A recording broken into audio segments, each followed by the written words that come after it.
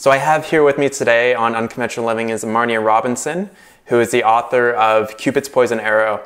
And it's a book that I've mentioned on my channel quite a few times because I've talked about NoFap. And obviously, I guess kind of like taking, the point of NoFap is obviously to get away from having an addiction to pornography, but also what I like to talk about is basically how you take it almost to the next step, and that's in relationships as well. And a book that I don't even know how I even came across your book, but it was probably at least, I think it was probably at least 2 or 3 years ago is when I first came across it. And it just kind of like, it made a lot of sense to me because I guess I noticed like the same types of things that kind of happen in my own relationships. Is that I noticed basically like at the start, it was, very exciting.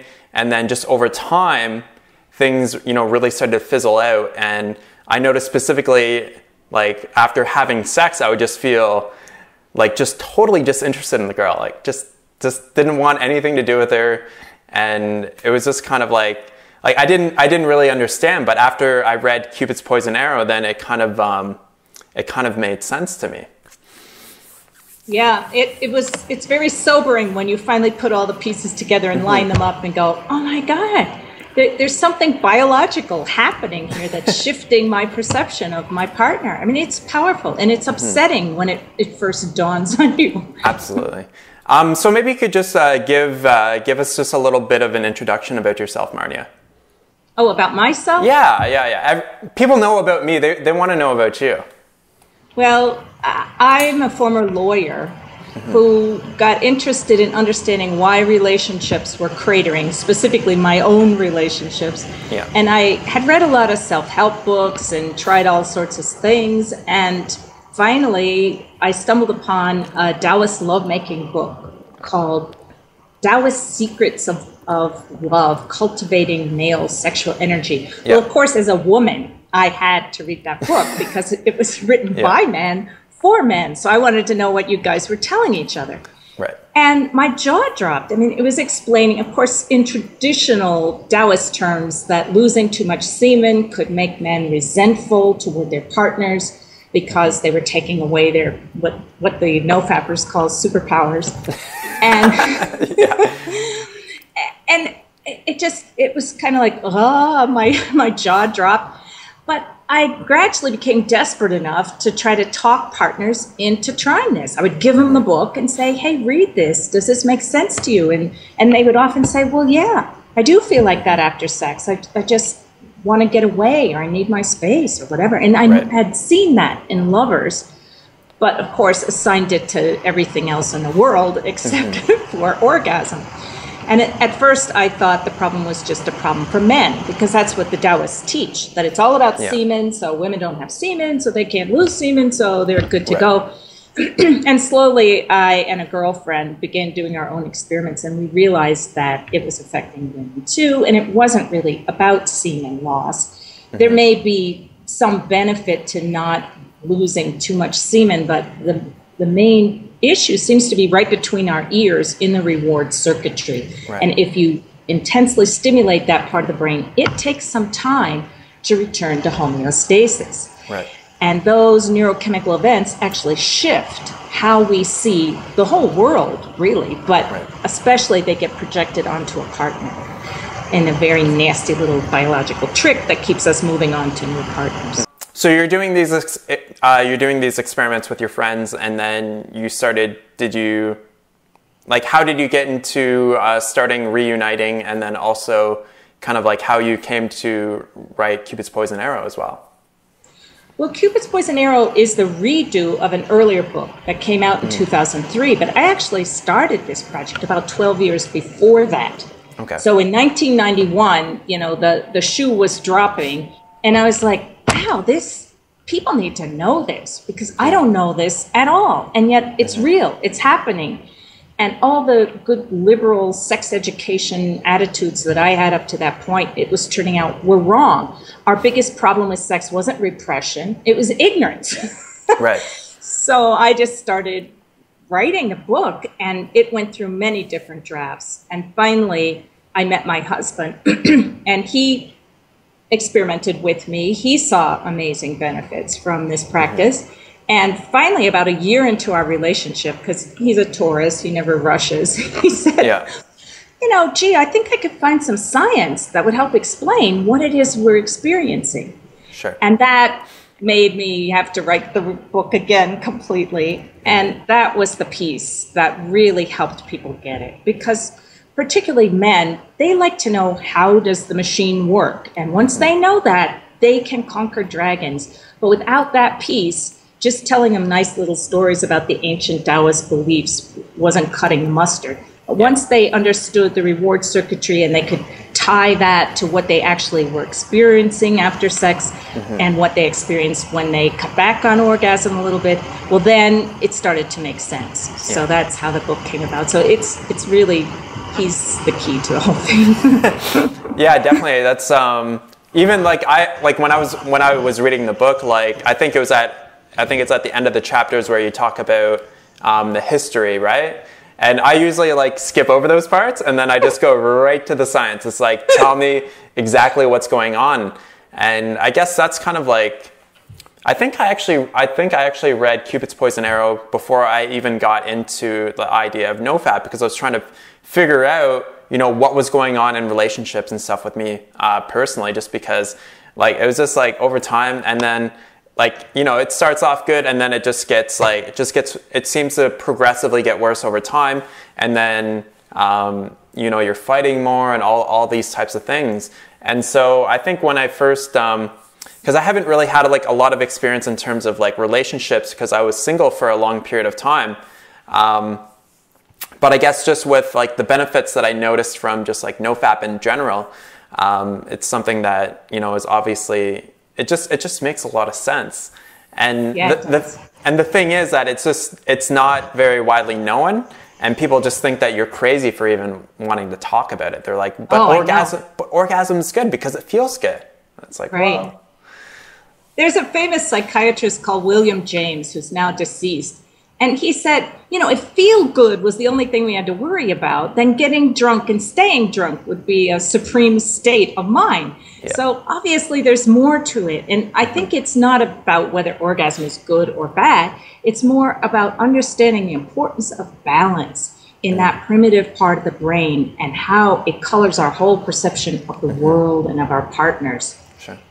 And that makes perfect sense when you focus on it that way. So maybe you can just explain just like quickly, because like a lot of people don't really understand what happens after orgasm. Like I've read Cupid's Poison Arrow, so I understand, but so basically you're having sex, or say you're masturbating and you have the spike with the orgasm in terms of the dopamine levels. The dopamine levels spike up, and then you have this kind of like almost like a lull for almost like 2 weeks after that.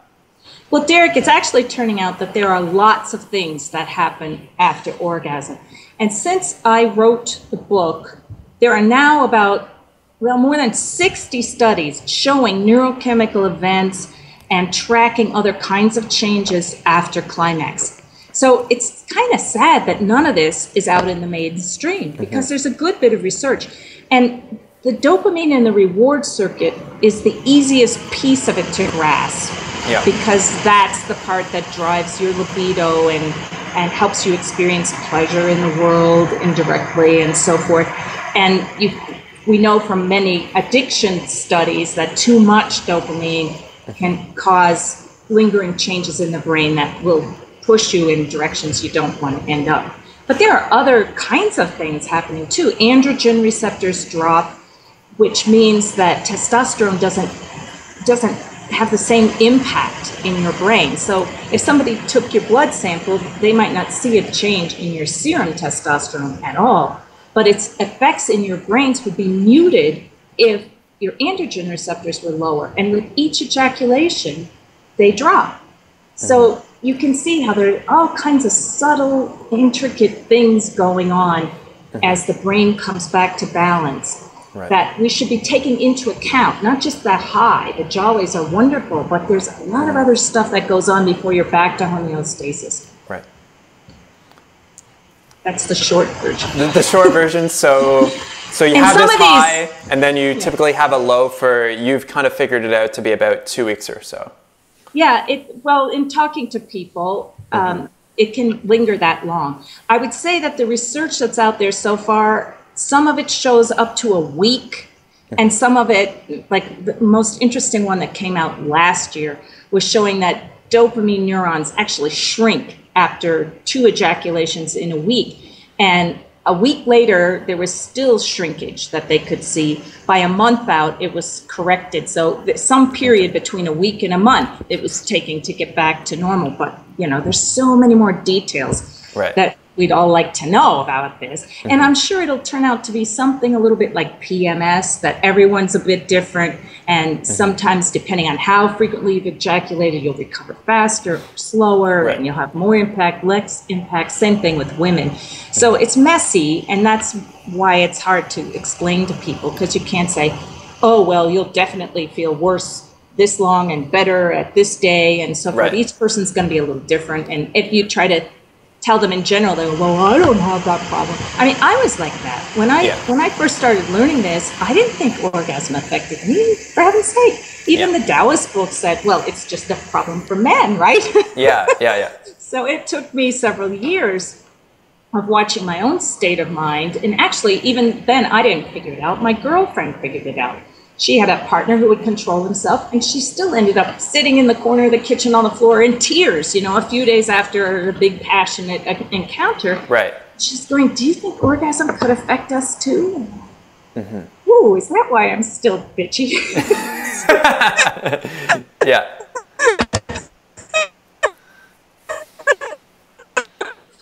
So it's a lot to learn here. And I just say it about women who may be skeptical about this, it's worth making an experiment, because you may be amazed. And again, a couple of years ago, a woman decided to look at a group of twins, and she assumed that their problems after orgasm, if any, and it turned out 8% of them had problems where they knew they had tears and irritability after sex. They had actually figured it out. They were faster learners than I was. And she discovered that this was going on, and she assumed it would correlate with bad marriages or bad childhoods, and it didn't at all. There was no psychological explanation, which means it was probably a biological explanation. So we ladies have to watch out for this too. Yeah, that's interesting, because when I first started dating Hannah, like I've never pushed like NoFap on her at all. I've just told her kind of about my experiences, and she's watched some of my videos, and she said the exact same thing. She's like, well, I don't think that I have a problem with it, but I was just like, try going 30 days without masturbating. And she's like, and so she tried it, and she found it very difficult to do. I forget how many days she lasted, but she's just like, wow, that was actually a lot more difficult than I actually thought. And that's one thing that I think is really, it's really important, is that you do have to kind of experiment with yourself to see whether or not it is going to be an issue in your life. Because like, I remember when I first started trying to do NoFap like 2 or 3 years ago, like, I mean, trying to go 2 days or 3 days was just like, it was just like it just wasn't happening, right? And now it's like, you know, maybe I will every once in a while, but it's not something, it's like, it has to happen every single day or every other day or anything like that. Like I can go weeks and not even like really even think about it. So yeah, that's a big thing that I talk about, is obviously experimentation. So I know that there's, there might be, say, like couples, for example, that are watching my channel. And would you have any kind of suggestions for them if they're kind of interested in getting into kind of having a more kind of like bonding, like you talk about, like a bonding based relationship, or like Carezza style sex? Like, is there anything that, because I know you also say that like it's something that you want to kind of do at the start of a relationship as opposed to trying to introduce it kind of like later on. Is there anything that maybe you can just kind of suggest for people to try to? Yeah, I'll start with just, there is a period that I think of as the neurochemical honeymoon period, where you feel like you can get away with anything sexually. You don't realize it, and you think it's because you're so in love with this person, but it's actually because you're on a different neurochemical cocktail during that time. There's extra nerve growth factor and dopamine and various other things, lower serotonin, which actually makes you obsessed with this person and so forth. So biology is playing some very sneaky tricks on you during the first part of a relationship. The Italian researchers have found out that by the latest, at about 2 years, those extra neurochemicals are gone, and often people feel the hit more then. I always think it's easier if you can start very gently with the relationship, not have goal-driven sex, and emphasize what I call bonding behaviors, but few of us will do it that way. So I just wanted to tell you that you're up against some very powerful biology if you try to do carezza at the beginning. Right. But it can be absolutely delicious because you get all kinds of extra tingles when you're doing it. One of the key ideas in my book is that there are specific attachment cues that lovers can learn to give each other that work with a very primitive part of the brain. This part of the brain developed before we knew how to talk or negotiate or learn each other's love styles or any of that stuff. It's really old. And the neurochemistry behind it is based on what keeps mammal caregivers with their infants. It's what gives us pleasure from closeness. And those are the things that lovers need to emphasize. And of course, these things help with conventional sex too, but you're going to have to put up with some of that neurochemical up and down. And if you're cutting out the climaxes, then it becomes even more important to have these kinds of daily affectionate activities. And to just help you remember them easily, the men on my website call it naked cuddling. So, and they say if they can get their naked cuddling every day, then everything else smooths out and goes much better. Right. But to break it down a little bit more, it would be things like smiling with eye contact, any kind of skin-to-skin contact. Gazing into each other's eyes, wordless sounds of contentment and pleasure. So those sounds, you know, they're just not talking, just those other sounds. Listening to someone intently and restating what you hear. And if you think about it, that's how mothers teach their infants things. You know, how your mom taught you to talk. She would repeat what you said. And that's soothing to that primitive part of the brain. It makes it feel safe. And that's what lowers our natural defenses enough so that we can bond. That's the secret to all bonding, whether it's friendship or, you know, a lover connection or a parent-child connection. And there are some interesting things about these bonding behaviors. They have to be almost daily to work. Your brain is looking for pretty much constant reassurance. It doesn't have to be much. One of the men on my site had me laughing. He goes, well, my wife and I have figured out that it takes at least a minute, but you don't need more than a minute a day.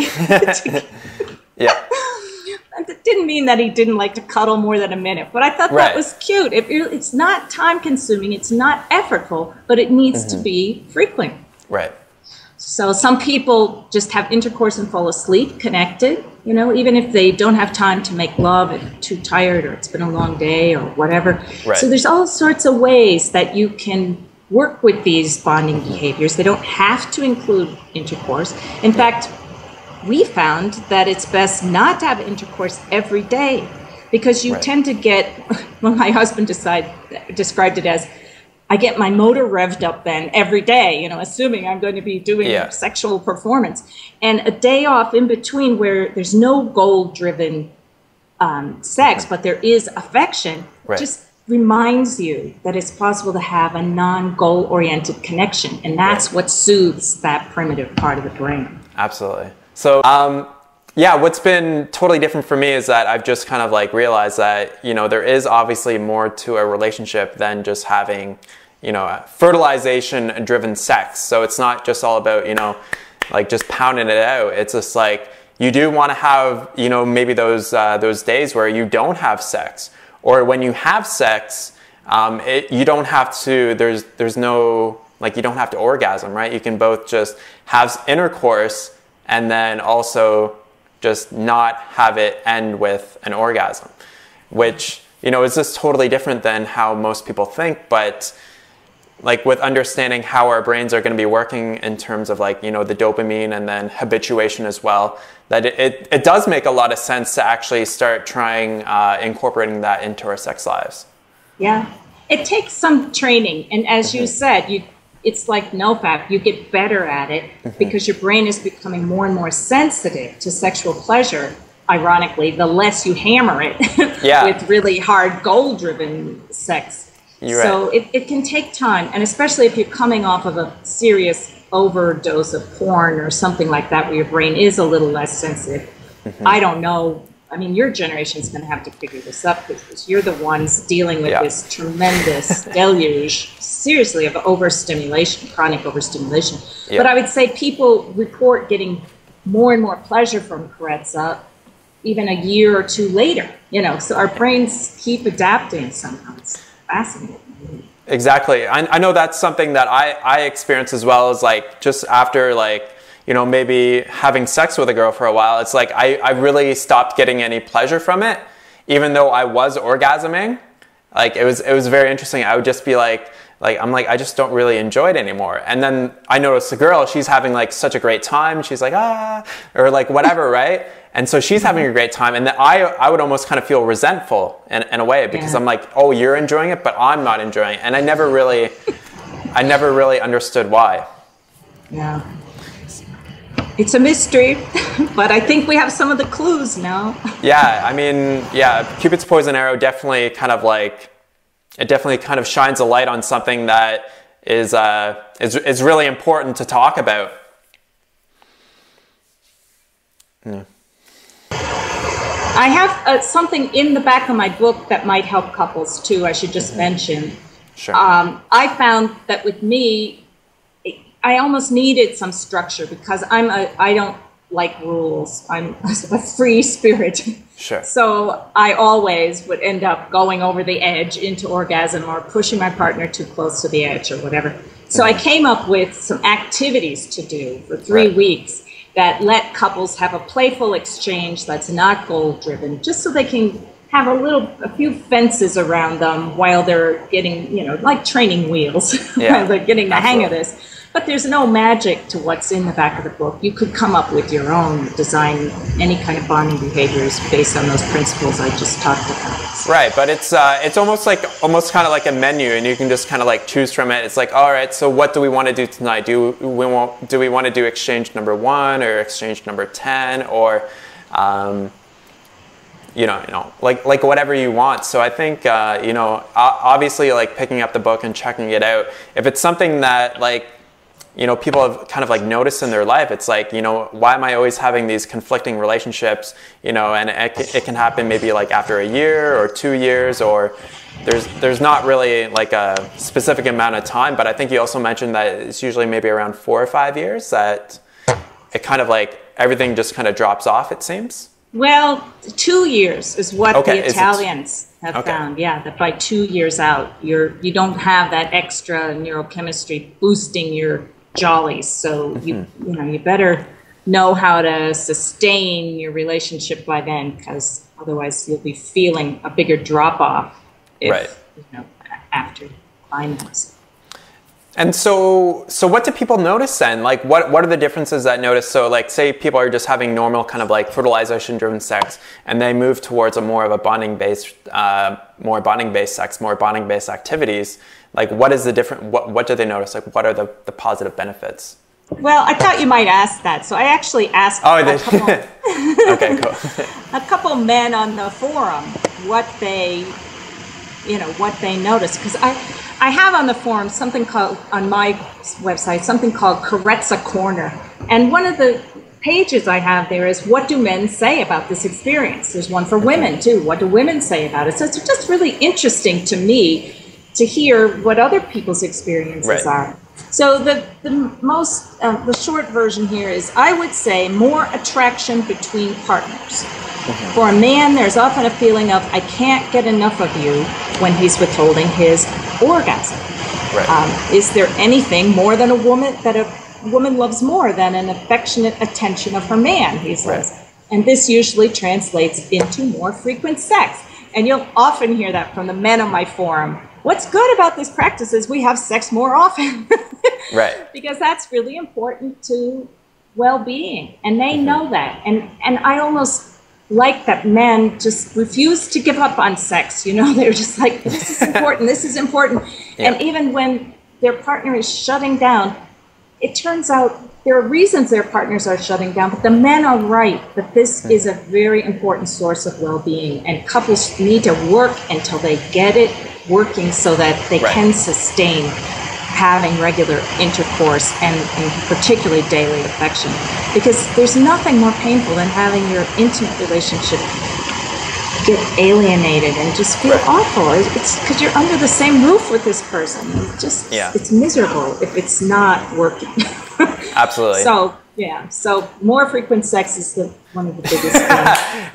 and I think, for like a lot of people that obviously sounds pretty good. And you might think, oh, if I'm not having goal-driven sex and I'm not orgasming, then I would have, either the sex wouldn't be as enjoyable or I wouldn't be having it as much. But it tends to kind of be the opposite, because you're not really desensitizing yourself, for one, through constant orgasms.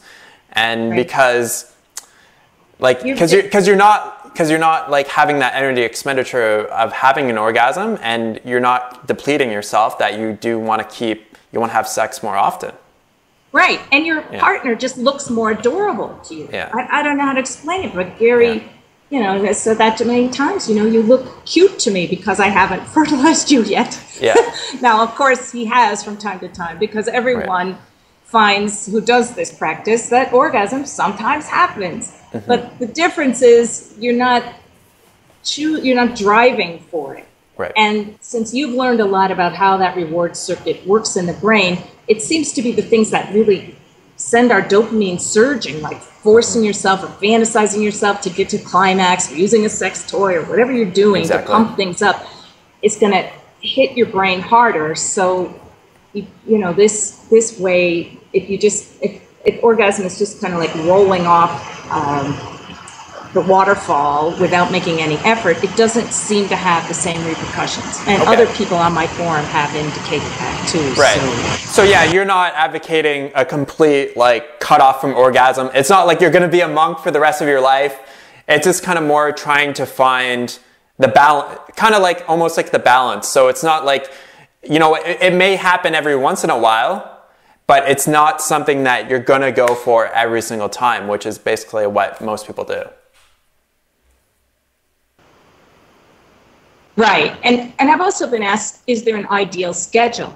And I don't think there is an ideal schedule, but people come up with different schedules. For example, one couple on my forum, they will have orgasmic sex once a month right before her period. And that just works out well for them. And then they take a few days off, and then they're ready to go. And they normally, when it's not that part of the month, will connect every night. They tend to fall asleep having, carezza intercourse. I don't mean they only make love when they're falling asleep, but I'm just saying, so they have sex a lot, and that's the thing they've come up with. There's also something called kosher sex, which I don't know if anybody watching this is familiar, but there's a sect of Jews that believe that you should not have sex during the woman's period or for a week afterward.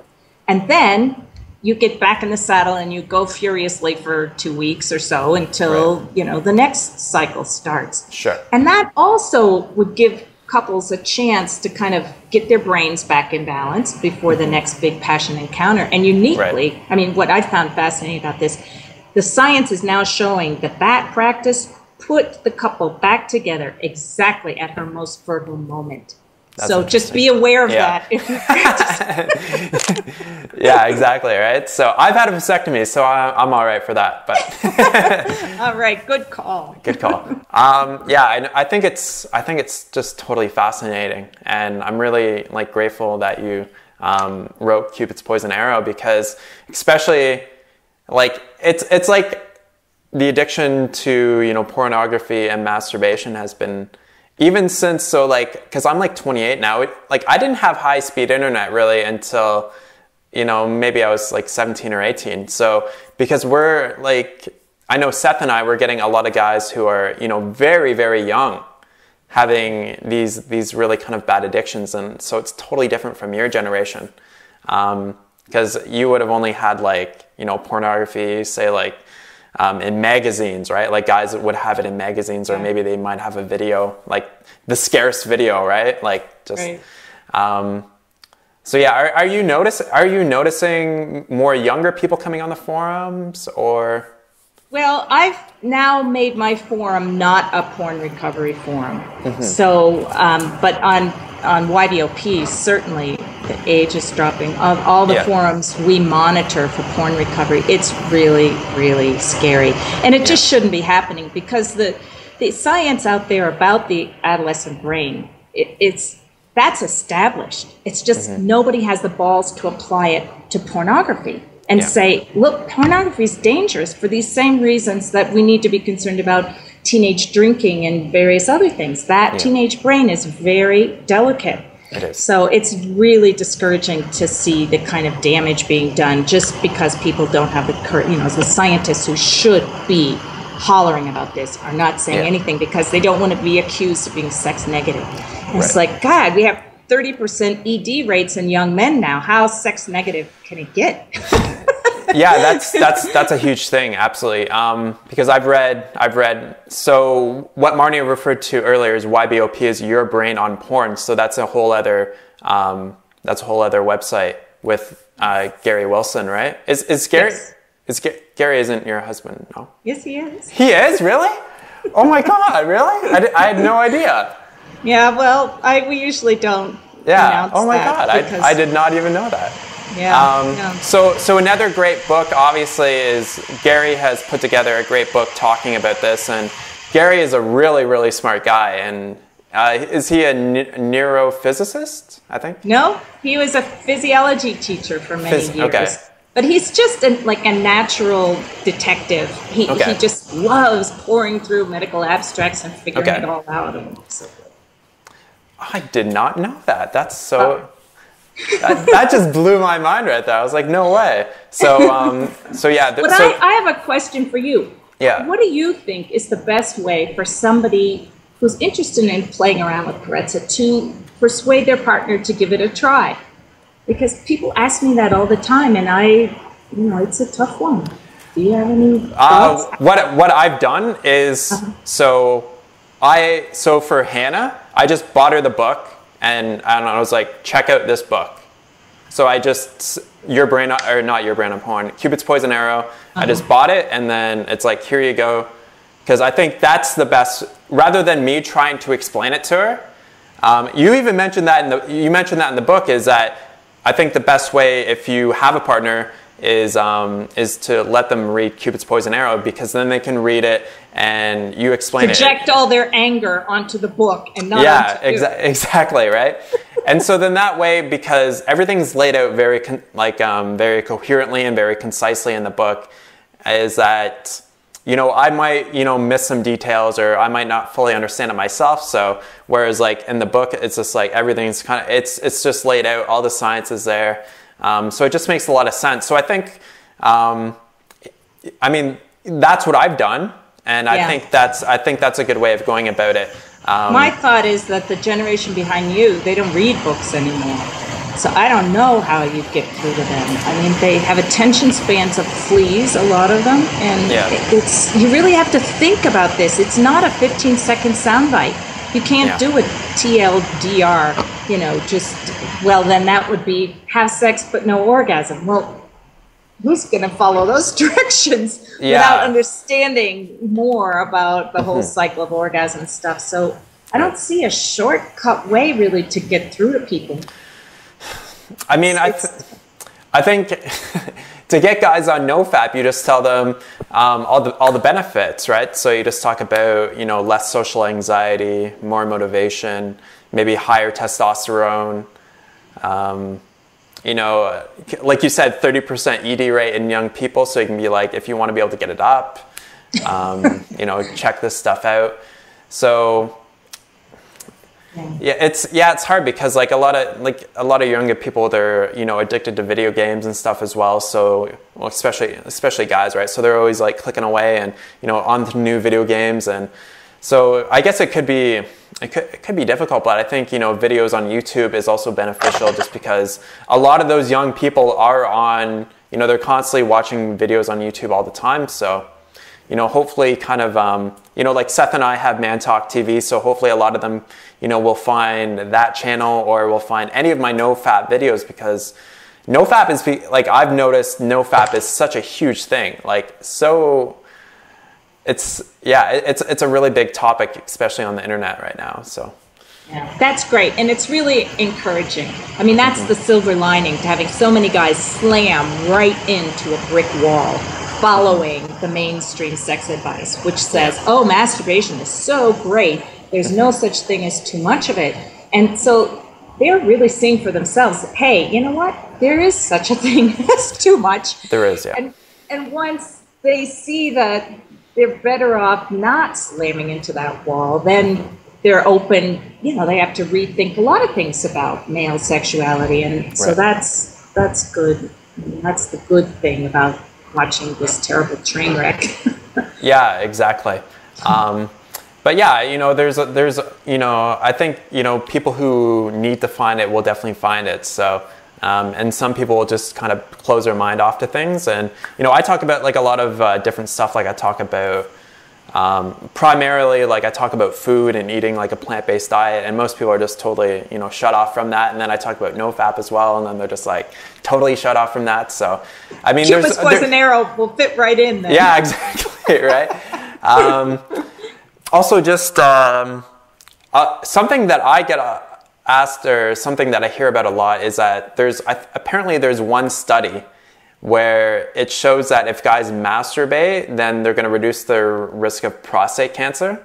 Have you heard about that kind of excuse to masturbate all the time? Oh my God, and it's blown way out of proportion, because there have been many studies looking at that particular issue, and many have shown the opposite or very inconclusive results. And then this one found, I think, masturbation during a certain age. And it was based on, it wasn't a prospective study where they said, okay, this group, you masturbate more, you masturbate less, we'll see where you are at the finish line. It was the opposite of that. They just asked men, oh, tell us, how much did you masturbate when you were this age, this age, this age? Well, how do you know if they even remember it right? How do you know if they were having some kind of issue with sexual repression or sexual addiction or anything that could have been affecting? So there's actually research going all over the map there. And to pick out the study that youth like the results of and turn it into this mainstream meme that more masturbation is healthier for you across the board, it's just wrong. I mean, because there is research saying more masturbation in the next decade, higher rates of prostate cancer. So you start to read that the big picture, and you go, this is ridiculous. This is unsafe to tell men that this is some panacea. It's going to prevent prostate cancer. That's ridiculous. I don't think sexual repression is a good idea, because fighting yourself too hard isn't a good idea. But learning how to balance your sexuality so that it becomes, get it on cruise control so that you're not fighting yourself, that makes perfect sense. And I'll be very surprised if that turns out to cause health problems in any way. I think it'll be just the opposite, because relationships actually are the highest. A healthy relationship is it is the top indicator of our correlating factor with well-being. So keeping our relationships harmonious should be a #1 priority. Masturbating for prostate health is not going to get you to. Coming from like someone who studied a lot about, eating a plant-based diet and cancer regarded that, like if you're worried about prostate cancer, then you should be looking at what you're eating primarily. If you're worried about, just because if you don't masturbate as much, or you do it maybe once a month or twice a month, that you're going to get prostate cancer because of that, like I think that's absolutely ridiculous personally, because like I don't it just doesn't make any sense to me, right? Like, why would you get cancer in your prostate because you masturbate less? And my favorite is, they have a theory that you're ejaculating out toxins, and that's keeping you from getting cancer. Seriously, that was one of the doctors' theories who wrote that study. But what does that say about your partner? If you're not using a condom, so you're giving her cancer? As a woman, I didn't really like that kind of logic too well. That just doesn't really make any sense. And it didn't make any sense either. Awesome. Well, thank you so much, Marnia, for taking your time to speak with me. It was my pleasure. And where can people, where can people find you on the internet? So where is your form? It's reuniting.info, like information. Okay, I'll definitely put that down below so people can check that out. Okay. And I might give you a link to a trailer for a movie that was done in Europe by about a book called Slow Sex by a woman named Diana Richardson. And it's couples talking about this practice. She called it Tantra, but it's a very gentle form. And it's just pretty much what Karetsa is. It's kind of fun just to see the couples talking about what works for them with it and what the challenges are. And so absolutely. And I'll definitely link. So what I'll do is I'll definitely link down to Amazon so that people can check out Cupid's Poison Arrow as well. And you can get that. It's on Kindle as well. So if you just want a digital copy and you want it instantly, you can get that right away as well. Well, thanks, Derek. This was fun. Problem. Yeah, no problem. We can maybe if what we can do is if you have questions either for myself or for Marnia, definitely leave them below. And maybe we could do this again maybe in a week or two or so. And we could just answer some of those questions for people. Okay, that's a great idea. Okay, awesome. All right. Cheers. Take care. Awesome. Bye. Bye.